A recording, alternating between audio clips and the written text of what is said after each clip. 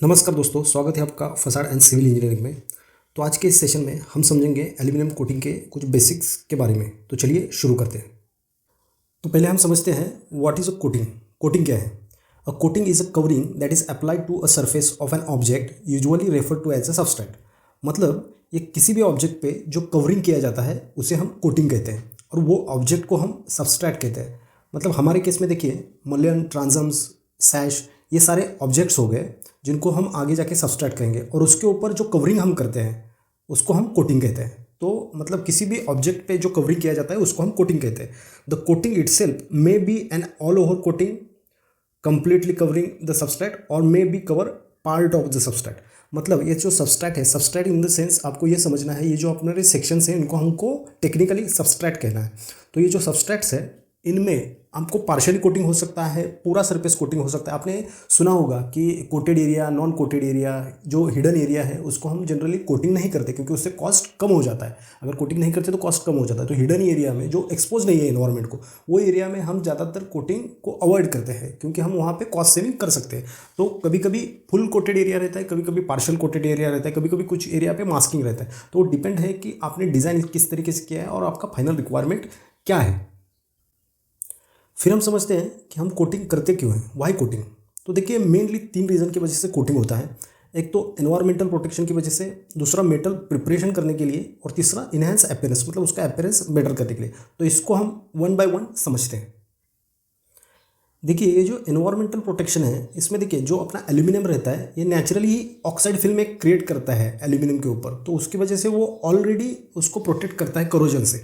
लेकिन होता क्या है, एक्सट्रीम वेरिएशन जब रहता है मॉइस्चर में, ह्यूमिडिटी में, टेम्परेचर में, तो वो करोजन को एक्सेलरेट करता है। मतलब जो नॉर्मल ऑक्साइड लेयर होता है वो सफिशिएंट नहीं रहता है करोजन को रोकने के लिए, तो उसके लिए हमें कोटिंग करना पड़ता है। जैसे कि आपने देखा होगा कि कुछ एरिया समुद्र के नज़दीक रहता है, कुछ बिल्डिंग्स, तो वहाँ पे तो जो हवा रहती है हवा में भी नमक रहता है, तो वेदर कंडीशन चेंज हो जाता है। तो इस कंडीशन में हमें सिर्फ नॉर्मल जो ऑक्साइड्स है उस पर हम निर्भर नहीं रह सकते। इसके लिए हमें उसका लाइफ बढ़ाने के लिए हमें उस पर कोटिंग का एक लेयर चढ़ाना ज़रूरी रहता है।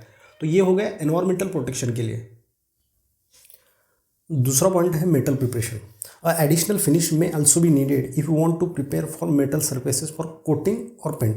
मतलब देखिए, अगर हमें एल्यूमिनियम पे कोटिंग करना है तो उसमें पहले हमें क्रोमेट करना ज़रूरी है। अगर हमको पेंट करना है तो हमें उसमें प्राइमर करना ज़रूरी है। तो ये जो एडिशनल लेयर्स हमें मारने पड़ते हैं ये बेसिकली मेटल प्रिपरेशन का पार्ट रहता है। तो मेटल प्रिपरेशन करना क्यों ज़रूरी है? क्योंकि अगर ऑप्टिमम परफॉर्मेंस चाहिए हमें कोटिंग का तो मेटल सरफेस को प्रिपेयर करना काफ़ी ज़रूरी रहता है। मतलब क्रोमेट करना या प्राइमर करना ज़रूरी रहता है। अगर क्रोमेट या प्राइमर अगर हम बाईपास करेंगे या फिर करेंगे नहीं तो उसके एडेजन में, उसके लॉन्ग टर्म ड्यूरेबिलिटी में, उसके परफॉर्मेंस पे उसका असर होगा। तो मेटल प्रिपरेशन के लिए भी हम वो कोटिंग का एक लेयर जो है वो चढ़ाते हैं। फिर थर्ड पॉइंट है इनहेंस अपीयरेंस। मतलब हमें आर्किटेक्चरल रिक्वायरमेंट के हिसाब से भी कोटिंग करना पड़ता है। आर्किटेक्चर जब रेंडरिंग करते हैं, जो कोई बिल्डिंग बनाते हैं, तो वो कुछ डिज़ाइन करते हैं कि किस तरीके से कलर्स रहेंगे, किस तरीके से अपीयरेंस रहेंगे। तो उसको हमको अचीव करने के लिए भी कोटिंग करना पड़ता है। कभी फिर हो सकता है आपका मिरर फिनिश हो, कभी टेक्सचर फिनिश हो, अलग अलग तरीके के फिनिशेस हमको डिज़ाइन करने पड़ते हैं या फिर उस प्रोडक्ट पे करने पड़ते हैं। क्यों? क्योंकि हमें अपीयरेंस को इन्हेंस करना है, तो उसके लिए भी हम कोटिंग करते हैं। तो टाइप ऑफ कोटिंग्स कौन कौन से आते हैं? एक आता है मैकेनिकल फिनिशेस, एक आता है केमिकल फिनिशेस, फिर आता है एनोडाइजिंग, लिक्विड कोटिंग जिसे हम पीवीडीएफ भी कहते हैं, और फिर पाउडर कोटिंग। हमारे लिए जो 3 इंपॉर्टेंट है वो ये है, एनोडाइजिंग, लिक्विड कोटिंग पीवीडीएफ और पाउडर कोटिंग।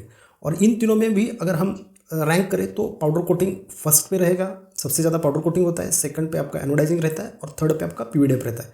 देखो, पीवीडीएफ अभी ज़्यादातर लोग नहीं कर रहे हैं क्योंकि एक तो है कॉस्ट और दूसरा एनवायरमेंट इम्पैक्ट। उसके लिए पीवीडीएफ काफ़ी कम हो गया है as compared to powder coating या एनोडाइजिंग। सबके अपने अपने बेनिफिट्स है, सबके अपने अपने एडवांटेज है, सबके अपने अपने डिसएडवांटेज है। तो हमारे लिए ये 3 समझना काफ़ी इंपॉर्टेंट है। आने वाली वीडियोज़ में हम इनको डिटेल्स में समझेंगे।